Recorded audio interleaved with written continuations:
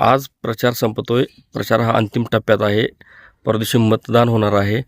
एकंदरीत उपळा जिल्हा परिषद गटाची काय परिस्थिती आहे आणि नागरिकांना काय आवाहन करणार आपण? नमस्कार, मी प्रदीप तानाजीराव शिंदे, उपळा जिल्हा परिषद गटातील भारतीय जनता पार्टीचा अधिकृत उमेदवार.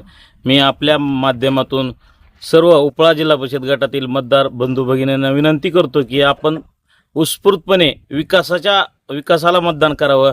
सर्व जो आज आपल्या जिल्ह्यात राणादानाच्या माध्यमातून जो इतक्या मोठ्या प्रमाणात विकास होत आहे, त्या विकासाला गती देण्यासाठी आपल्या उपळा जिल्हा परिषद गटातील सर्व मतदार बंधू भगिनींनी मोठ्या प्रमाणात मतदान करावं.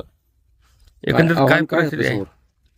आव्हान नाही काय, आव्हानाचा कसा विषय आहे, समोरची पार्टी विनाकारण कुठला तर विषय तेढ निर्माण करते. आम्ही विकासाच्या याच्यावर मतं मागतोय.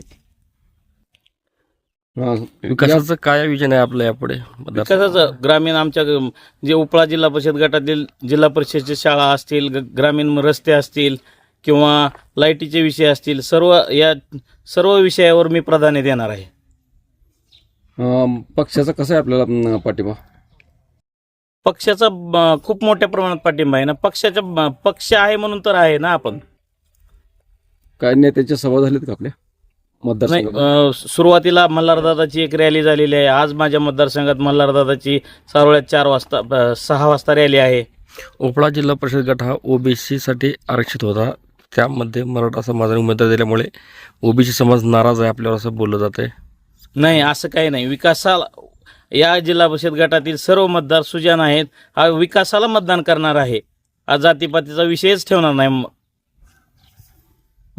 मागच्या पंचायत समितीला आपण या भागाचं प्रतिनिधित्व केलं, त्यावेळेस कशा पद्धतीने आपण कामं विकासाची केली आहेत? मागच्या पंचायत समितीच्या विकासाच्या कामावरच आजच्या मला या सर्व मतदारातूनच माझी उत्स्फूर्तपणे अशी मागणी होती की जिल्हा परिषदला पप्पूभायालाच उमेदवारी मिळाली पाहिजे. पप्पूभाया म्हणजे आपला माणूस, आपल्या हक्काचा माणूस.